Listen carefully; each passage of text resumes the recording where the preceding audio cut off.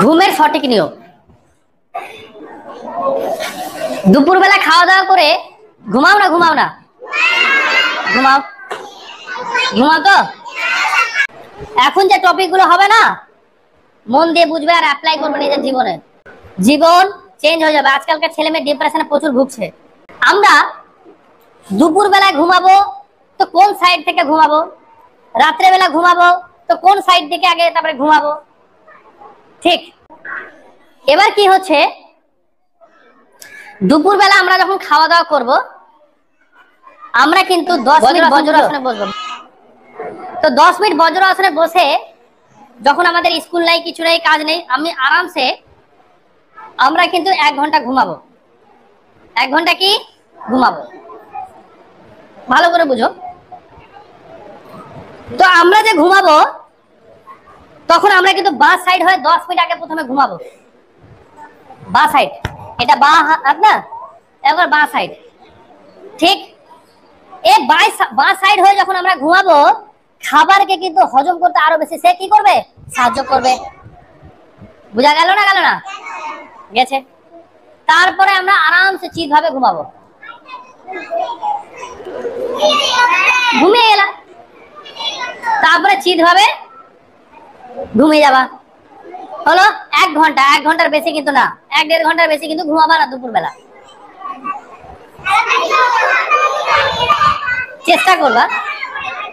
চেষ্টা করবা বেশি না ঘুমানো। এবার কি হচ্ছে, রাত্রে বেলা, এবার আসো, রাত্রে আমরা ঘুমাবো কিভাবে ঘুমাবো ভালো করে বুঝো। রাত্রে আমরা যখন ঘুমাবো তখন কিন্তু আমরা সন্ধ্যে 6টার সময় খাওয়া দাওয়া করলাম, 8টা 9টা 10টার সময় আমরা ঘুমাবো। তার আগে তো আমার খাবার কি হয়ে গেছে, ডাইজেস্ট হয়ে গেছে। 6 ঘন্টা প্রসেসিং থাকে তার খাবার হজম হবার, কিন্তু হয়ে যায়। তখন আমরা ডান সাইডে কিন্তু 10 মিনিট ঘুম দিয়ে তারপরে আমরা কিন্তু চিৎ ভাবে ঘুমাবো। পিঠ, ঠিক আছে, পেটের ভর না, পিঠের ভর। এবার করে আরামসে ঘুমালাম, শরীর কি থাকবে, পুরোপুরি সুস্থ থাকবে। এবার যারা পেটের ভরে ঘুমায়, পেটের ভরে কারা ঘুমাবে আবার কারা ঘুমাবে না? যখন তোমাদের মাসিক চক্র শুরু হয়, পিরিয়ডস বুঝো, পিসিওডি বুঝো, যখন শুরু হবে, যেদিন শুরু হবে 4-5 দিন যে থাকে, এটার আমি সমাধান আজকে বলে দেবো তোমাদের, যেন তোমাদের আর পেন কিলার যেন না খেতে হয়। এটা খেয়ে খেয়ে খেয়ে খেয়ে মারা,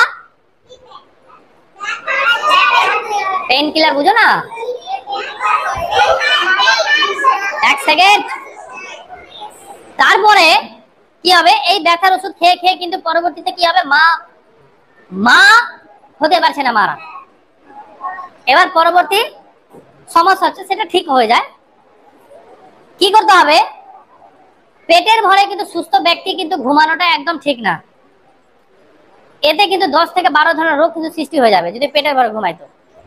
কিন্তু কারা ঘুমাবে, যাদের মাসিক চক্র শুরু হবে, পিসিওডি বা পিরিয়ড একই জিনিস সব, তারা কিন্তু পেটের ভরে ঘুমাতে পারে।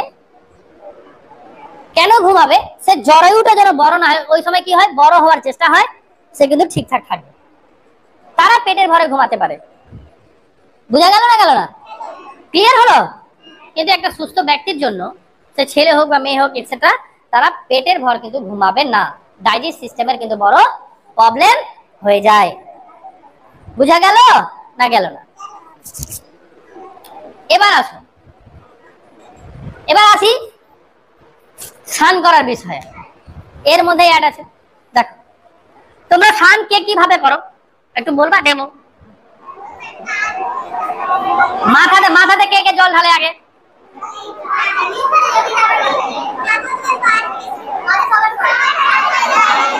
তুমি জল ঢালো মাথাতে, তাই তো? কেন কথা বলছো? মাথাতে জল ঢালো প্রথমে। দেখো বাবু, মাথায় একটা জিনিস রাখবে, মাথায় কখনো জল ঢালবে না, না তো কি হয়ে যাবে, তুমি ডিপ্রেশনে, আগামী দিন ডিপ্রেশনে কিন্তু ভুগতে স্টার্ট হয়ে যাবে। বিভিন্ন রকম চিন্তা ভাবনা এগারা বেগারা, ব্রেন কিন্তু কেমিক্যাল লোচা খারাপ হয়ে যাবে। এবার ভালো করে বোঝার চেষ্টা করো, স্নান করার প্রসেস রয়েছে। প্রথমে এই যে নাভি আছে আমাদের, এই নাভিতে অন্তত 30 সেকেন্ড তো জল ঢালো। কত সেকেন্ড? 30 সেকেন্ড জল ঢালো। ঠিক, বোঝা গেল? সবচেয়ে ভালো স্নান করার যে উপায় হচ্ছে সেটা হচ্ছে নদী। প্রথমে পা ডুবলো, আস্তে আস্তে আস্তে আস্তে, তারপরে কমে আসলো, তারপরে নাভি। হলো তো? এবার কলে যখন স্নান করবা, নাভিতে অন্তত 30 সেকেন্ড, অন্তত 30 সেকেন্ড তোমাদেরকে জল কিন্তু এভাবে ধরবা, ঢালতে হবে। বুঝা গেল না? গেল না? ব্লাড সার্কুলেশন, আমাদের শরীরকে কে গরম রাখে? রক্ত। ঠিক, তখন কি হবে? ও চলাফেরা কিন্তু আরো বেশি করতে লাগবে। বুঝা গেল? তাহলে 10 মিনিট বলছি, 30 সেকেন্ড ঢাললাম নাভিতে জল, তারপরে পায়ে দিয়ে, তারপরে ধীরে ধীরে ধীরে কাঁধে দিব, তারপরে আমি শেষে লাস্টে কি দিব? মাথাতে দিব। কিন্তু কখনো বাবু কেউ মাথাতে ফট করে জলটা ঢালবা না। এই জল এই ঢালার কারণে যারা মাথাতে প্রথমে ঢালে, পরবর্তী কিন্তু তাদের কিন্তু প্যারালাইসিস হয়ে যায় পরবর্তী সময়ে, এবং তারা বিভিন্ন যে সমস্যা, ডিপ্রেশন, এই জিনিসগুলো কিন্তু ভুগতে থাকে। বুঝা গেল না? গেল না ম্যাডাম? হ্যাঁ হ্যাঁ হ্যাঁ, বুঝা গেল কথাটা? তাহলে জল কখনো প্রথমে মাথাতে ঢালবে না। এবার আমি কি বললাম, যে যাদের পিসিওডি বা যাদের পিরিয়ড শুরু স্টার্ট হয়েছে তারা কিন্তু পেটের ভরে ঘুমাতে পারে, সে জরায়ুটা যেন বড় না হয়, সেটা যেন সেফ লেভেলে থাকে, মানে ওই সময় ও বড় হওয়ার চেষ্টা করে। এবার যাদের এই প্রবলেম গুলো আছে, ভালো করে বুঝো, বিশেষ করে মেয়েরা ভালো করে বোঝার চেষ্টা করো। একজন বাংলাদেশের, মানে ওর বয়স হচ্ছে, মেয়েটার হচ্ছে 16 বছর, প্রচুর ওষুধ খেয়েছে, কিন্তু ওর কোনো মতে মানে পিরিয়ডস 10 দিন 12 দিন পর আবার ঘুরে চলে আসে, কখনো কখনো 10 দিন 15 দিন থাকে, হয় কারো কারো। তো আমার সেই ট্রিটমেন্ট, 15 দিনের ট্রিটমেন্টে, 15-16 দিনের ট্রিটমেন্টে ও এখন সুস্থ। বলছে স্যার আমার আর কোনো প্রবলেম হয় না। ও মাধ্যমিক দিবে, কি দিল মনে হয়, যাই হোক। তো কি করতে হবে, যখন যে সময় এটা প্রবলেম হয়, যাদের মাসিক বারবার ফিরে আসছে, বা 5 দিনের বেশি বা 4 দিনের বেশি, 10 দিন 12 দিন থাকছে, আয়ুর্বেদিক দোকান থেকে তোমরা নিবা, সেটা হচ্ছে শতাবরী পাউডার। কি নিবা? শতাবরী পাউডার নিবা। এটাকে 2 রকম ভাবে খাওয়া যায়, পান করা যায় বা খাওয়া যায়। এক হচ্ছে দুধের সাথে, যদি অরিজিনাল দুধ না থাকে, দেশি গরু, তাহলে খাবে না। আর জলের সাথে। কি করবে, রাত্রে ঘুমানোর সময় খাওয়া দাওয়া 6টার মধ্যে করে নেবে। ঘুমানোর সময় কি করবে, 1 গ্লাস জলে 1 চামচ শতাবরী পাউডার দিয়ে দিবে। বুঝা গেল না? গেল না? দিয়ে ওটাকে ফুটিয়ে নেবে 10-12 মিনিট। বুঝা গেল? তারপর হালকা ঠান্ডা করে চায়ের মতো করে পান করবে। কি করবে? চায়ের মতো করে পান করবে। এতে কি হবে, পিরিয়ড তোমাদের কিন্তু সময়ে আসবে, সময়ে যাবে, খুব বেশি ব্যথাও হবে না, এবং ঘন ঘন যে বারবার করে পিরিয়ড চলে আসছিল, সে সমস্যাও কিন্তু চলে যাবে। আর এটা মেয়েদের আজকে ডেটে বাবু 60% মেয়েদের ফোন আসে, 40% ছেলেদের ফোন আসে। আগামী দিন আমার আরো মনে হচ্ছে যে 70% মেয়েদের ফোন আসবে, 30% ছেলেদের ফোন আসবে। আর এই মানে পিসিওডি বা পিরিয়ড, এই যে সমস্যাটা অত্যাধিক কিন্তু আজকে ডেটে ম্যাডাম কিন্তু বেড়ে গেছে। এই ফাস্টফুড বেগেরা খাওয়া, এই খাওয়া, ওই খাওয়া, এই নিয়ম, সব নিয়ম মেয়েরা একদম ধাজিয়া উড়িয়ে দিয়েছে, একদম তছনছ করে দিয়েছে। ভাই আমার বডিকে নিয়ে আমি খেলবো, তো আমার শরীর আমাকে নিয়ে খেলবে। বুঝা গেল না? গেল না? শুধু মেয়েরা না, ছেলেরা খাচ্ছে, ছেলেরাও ভুগছে। তো এ হচ্ছে ব্যাপার। বুঝা গেল? এবার আরেকটা জিনিস ইনফরমেশন দিয়ে দিই, ভালো করে বুঝো। যে সময় তোমাদের পিরিয়ড শুরু হবে, যেদিন তোমাদের পিরিয়ড শুরু হবে, সেদিন কিন্তু শতাবরী পাউডার কিন্তু বন্ধ। কি বন্ধ? কি করবে, ওই দিন যে 4-5 দিন থাকবে, সেদিন কি করবে, 1 গ্লাস গরম জল করবে, ওর মধ্যে 1 চামচ ঘি দিয়ে দিবে। ঘি দিয়ে ভালো করে মিক্স করবে। ঘি মিক্স করে ঘি জলটা চায়ের মতো করে চুস্কি চুস্কি নিয়ে নিয়ে পান করে নিলে দেখবে যে তোমাদের যে ব্যথা হচ্ছিল সেই ব্যথাটা কিন্তু বাবু বন্ধ হয়ে যাবে, ঠিক সময়ে আসবে, ঠিক সময়ে যাবে। তাহলে পেন কিলার খাবার বা ব্যথার ওষুধ খাওয়ার কোনো দরকার আছে?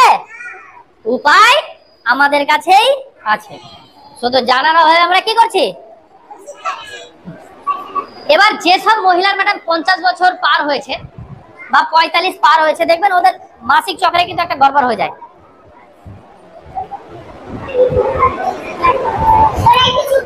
হয় না? হয় না? তো বয়স্কদের, তোমাদের মারা জেঠিমা রয়েছেন, যদি তোমাদের গল্প হয় তো বলবে, উপায়টা বলে দিচ্ছি তোমার। তাহলে যাদের যে মাদের 40-45 বছর পার হয়েছে, 40 বছর পার হয়েছে বা 40 বছর ছুঁয়ে ছুঁয়েছে, যাদের মাসিক চক্রে গড়বড় হয়ে যাবে, ভালো করে বুঝো, মেয়েরা আরো ভালো করে বুঝো, মাসিক চক্রে গড়বড় যখন হয়ে যাবে কি করতে হবে? মেথি লাড্ডু, মেথি আছে না, মেথিকে কি করতে হবে? ডাস্ট বানিয়ে নিতে হবে, গুড়কে দিয়ে লাড্ডু বানিয়ে নিতে হবে। লাড্ডু বুঝো তো, বাড়িতে হয় না নাড়ু বেগরা? হ্যাঁ, মেথিল গুড়, গুড় ম্যাডাম, মানে লাড্ডু বানিয়ে নিতে হবে। না না না, আপনি ইসের গুড়, আখের গুড়, হ্যাঁ আখের গুড়েই তো লাড্ডুটা হবে। কি করতে হবে? প্রত্যেক দিন যাদের এই সমস্যা, যে মায়ের এই সমস্যা, 2টো করে লাড্ডু খেয়ে নিতে হবে প্রত্যেকটা দিন, ঠিক 5 থেকে 7 দিনের মধ্যে অটোমেটিক ভালো হয়ে যাবে। আর এটারও ট্রিটমেন্ট, প্রচুর মারা আমাকে ফোন করেন যে স্যার আমার এটা সমস্যা হয়েছে, এটা আমি প্রসেস বলে দিয়েছি, সুন্দরভাবে ওনারা জীবনযাপন করছেন। এত ওষুধ খেয়ে, এত গাইনোলজিস্ট ডক্টরকে দেখিয়েও বাবু ঠিক হয়নি। আর মেয়েদের যে এই সমস্যাটা বিশাল সমস্যা, বুঝা গেল না? গেল না? গেছে? তো এটাই হচ্ছে ব্যাপার। বাড়িতে কেউ বলেছে? বাড়িতে কেউ বলেছে এগুলো? বাবা মাও জানে না। তো বাবু জানতে গেলে তো পড়তে হবে না। যেটা, যে শিক্ষা তোমার সারা জীবন থাকবে ওটাকে বেশি করে পড়তে হয়, কারণ হেলথ ইজ ওয়েলথ,